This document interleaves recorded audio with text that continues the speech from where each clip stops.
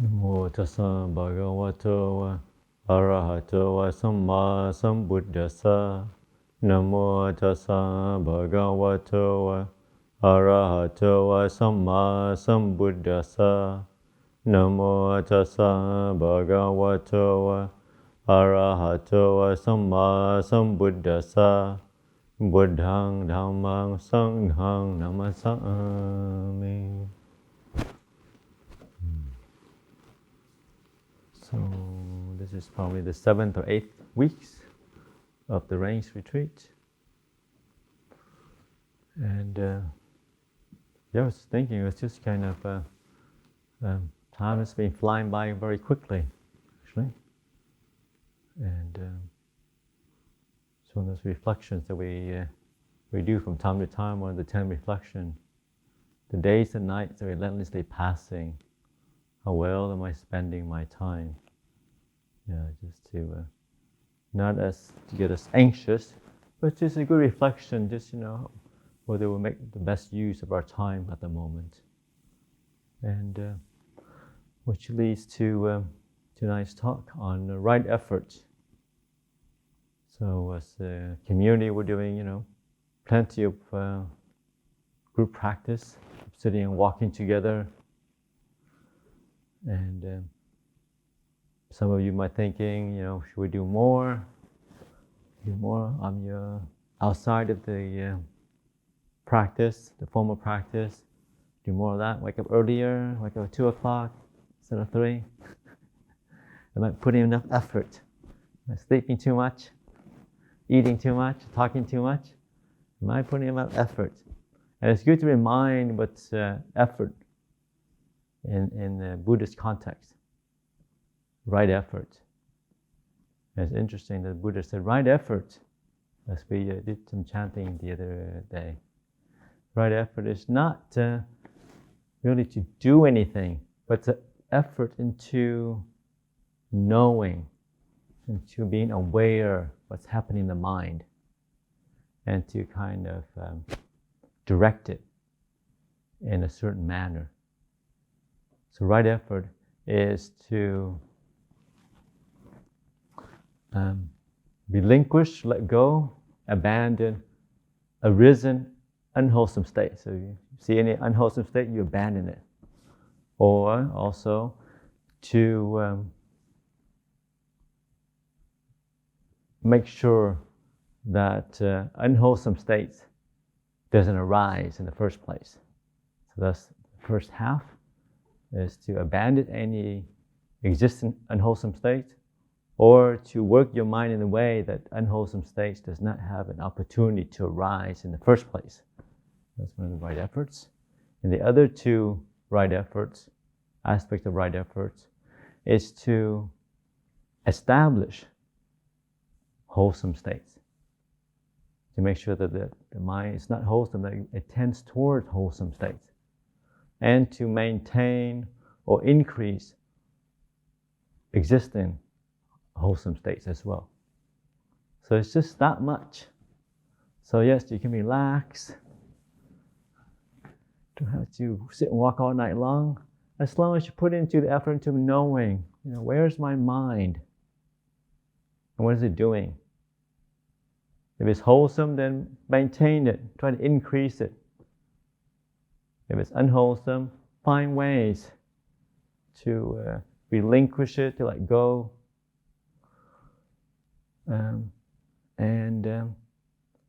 To find different skillful means, just to work with the mind, to work with what's happening in our mind and body. And it's just that much, this ability to be aware of what's happening in our state of mind. And that's why there's so much mention of mindfulness, because it takes that mindfulness ability to be aware, to be awake, but also to care what's happening in the mind. Right? And just to tie this back up to this, the pansa of love. How do you empower right effort? And with metta, with friendliness, with care and compassion, that's the only way to really to be present to be present, to be aware, to be here, you have to like it. There's has to be an aspect of acceptance. Otherwise, the mind will escape through fantasy, through aversion, to daydreaming, to sleeping. So with the mind, so that's where we use, the aspect of friendliness, of being open, of just investigating. The mind's unwholesome. Why is it unwholesome? What is the angry mind feels like?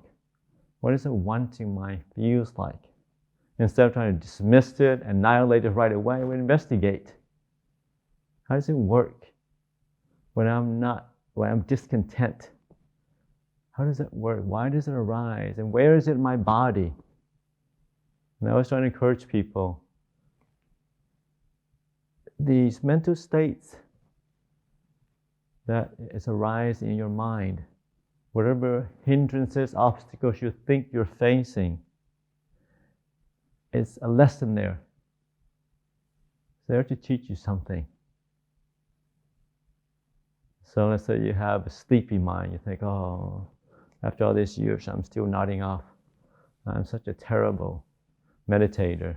I'll never get anywhere. Everybody, I'm sure, is getting the fourth jhana, and I'm still stuck here in the sloth and torpor. And I must be the world's worst meditator. And the mind goes on and on and on and on. But instead of turning focus on the self and pride and ego, we focus on okay, yeah, there is sleepiness in my practice at the moment. Wonder why is that happening? Am I getting enough sleep? Am I eating enough? Getting enough rest? It's here to teach me something. It's an opportunity to adapt my practice, to work with it. Maybe I should change my posture, maybe experiment with doing some standing meditation, maybe doing some walking meditation, maybe trying to do more reflection, more energetic meditation practices, not just kind of the calming, but more investigation, trying to bring up some chanting quietly in your mind. There's always an opportunity to learn, to investigate. As long as we have this openness, this friendliness to whatever it is that's in the mind, whatever it is that we're experiencing, different moods or whatever. Instead of trying to suppress it, disown it, the reaction out of irritability, we kind of have an openness to it. So what's going on here?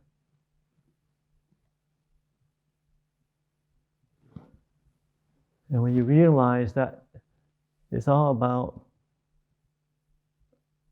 the ability to be present with whatever's happening. It's all about tuning attention to body and mind. So you don't have to do anything. You don't even have to, I shouldn't say this, you meditate. Find out what's happening. What's happening? What's my mind doing? You see, you'd be sitting there having a cup of tea. Where's my mind? What's it doing? Is it kind of in sensuality, or is it just finding a good, quiet time to relax? Been trying to meditate all afternoon, nothing's working. Your knees are sore, your back is killing you. Mind starts to grumble, looks around, starts to complaining. Oh, that one makes a lot of noise. This one talks too much. This one's always knocking over her drinks. Why does she do that? This one leaves her beanie everywhere. Starts to start complaining about everyone.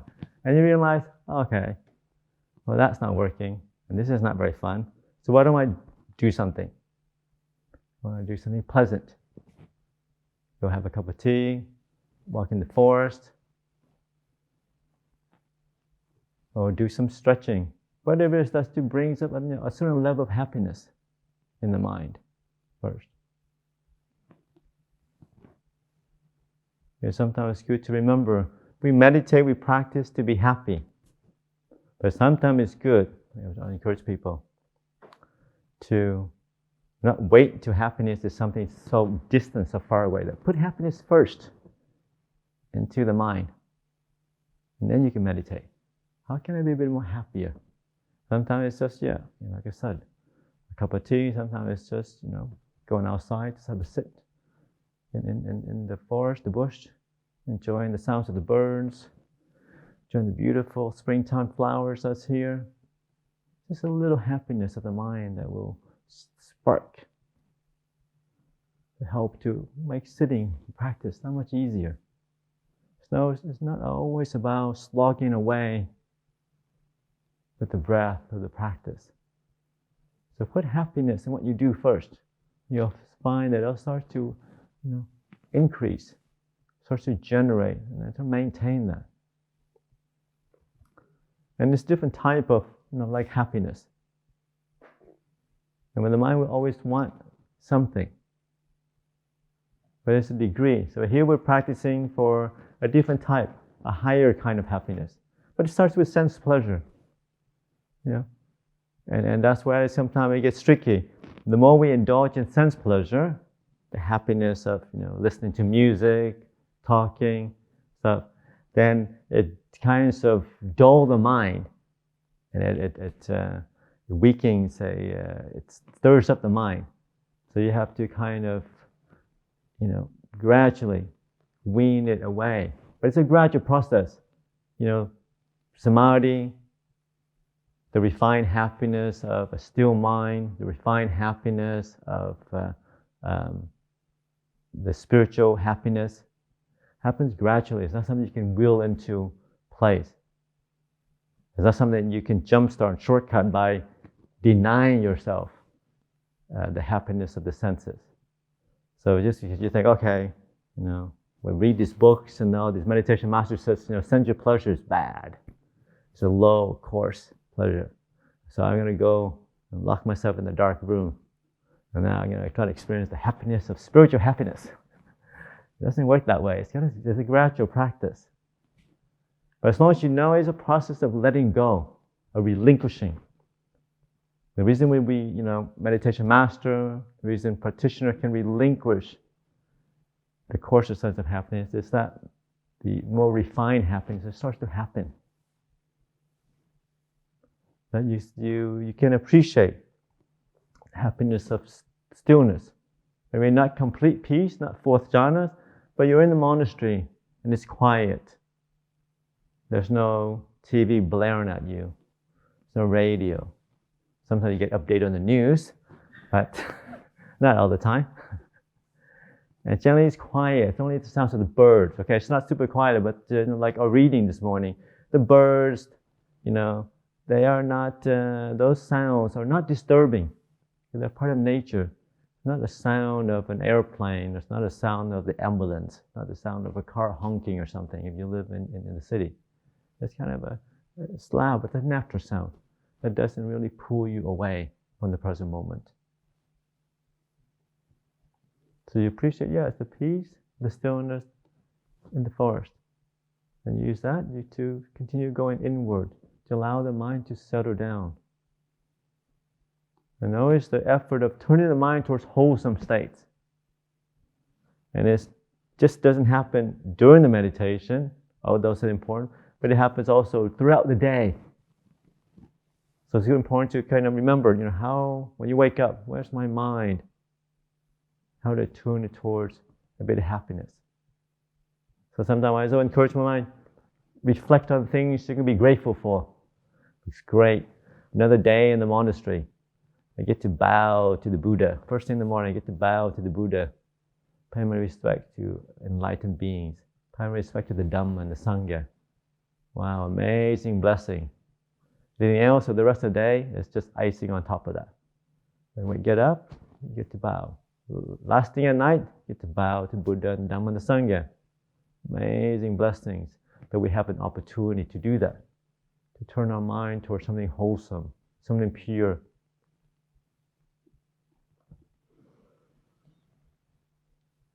And as we practice throughout the day, just, from time to time, just tuning into where the mind is, what mood is it looking at. Is it getting caught up in wanting things? Is it getting caught up in wanting to avoid things? How can I, be more open? How can I turn the mind towards more wholesome qualities of gratitude and contentment, of appreciation, of non-fault finding, of forgiveness?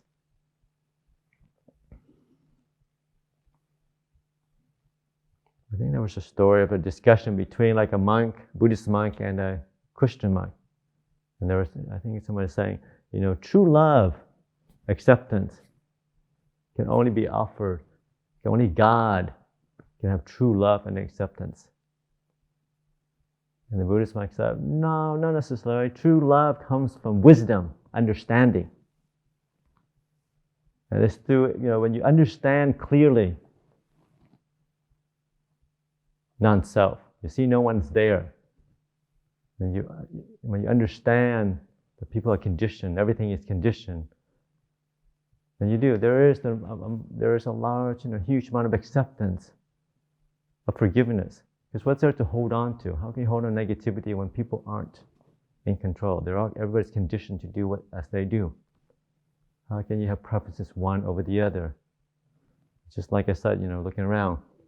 Some trees are straight, gives you beautiful flowers. Other trees are burnt and bent over and don't have flowers. You say, oh, this is really bad tree, I should cut you down. And you say, oh, it's a beautiful tree. No, it's just a tree. They're all conditioned. The beautiful trees, it gets nutrients, gets sunlight. The other ones, it's conditioned, haven't come together. And the same with different people around. We all have our conditioning. We all have our strengths and weaknesses.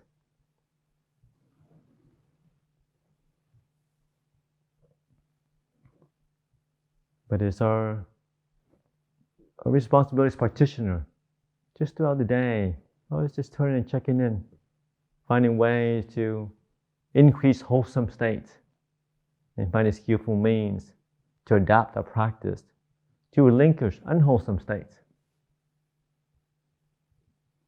Whether you are sitting, walking 12, 16 hours, or you do the bare minimum, just do your Reiki, you come in morning chanting, evening chanting, you don't show up to 6 o'clock, you show up to 7 to 9, doesn't matter. It's the effort into awareness. Where are you during the day? Where are you throughout the whole day? Where's your mood? Where's the mind? And so much of it is just, where there's confusion, there's always clarity. So as long as you know your mind's moved away, just bring it back. No need to go, where did I go? Where is my mind? It's just, okay, I'm back in the present, back to the body, back to here.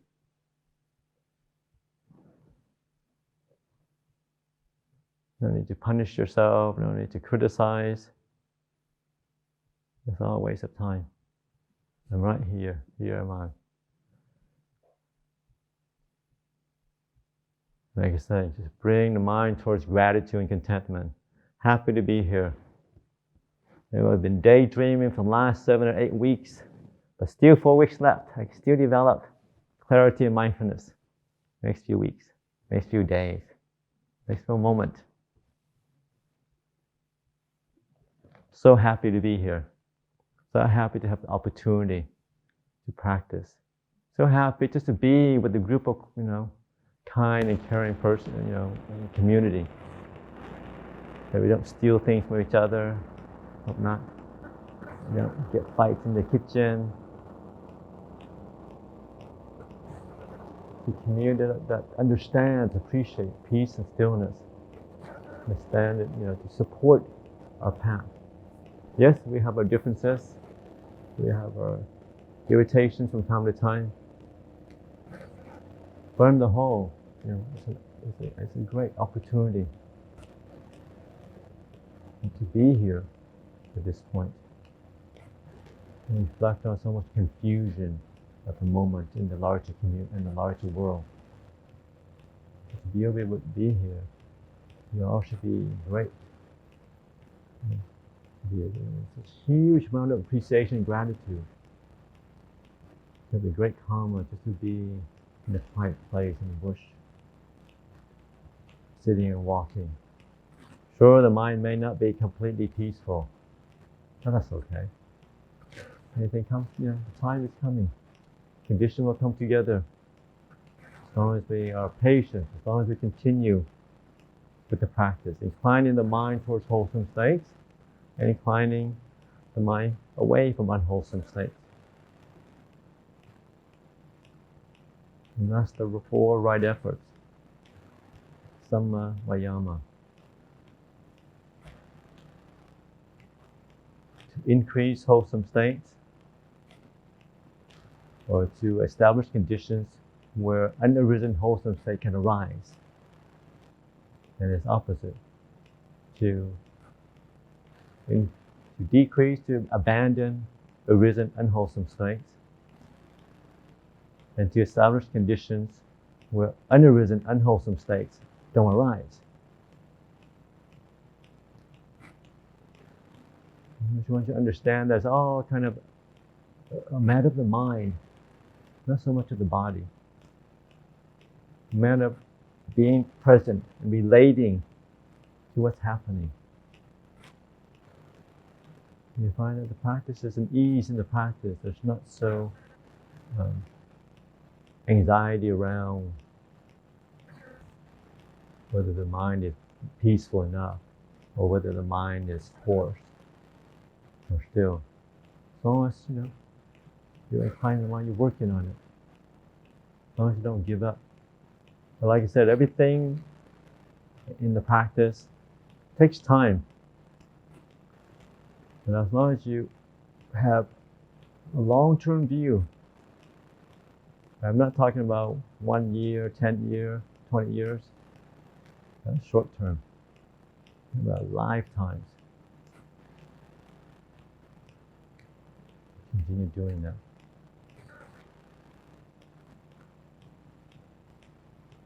As long as we continue pursuing wholesome states, developing patient endurance, developing truthfulness, developing harmlessness, developing all the spiritual qualities, then eventually they'll come together to help still the mind, to be able to see clearly.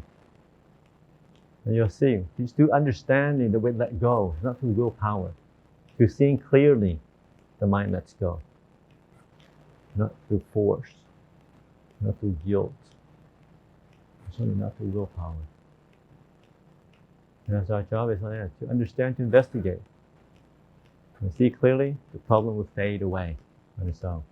That's Buddhist wisdom. Wisdom to abandon unwholesome things. Wisdom to transcend problems. With wisdom, there's no problem. If there's a problem, there's some confusion somewhere, some delusion, some wanting somewhere, a large sense of self somewhere. No self, no problem. So I offer these for your reflection tonight on the right effort of increasing wholesome states and decreasing unwholesome states. Just that much.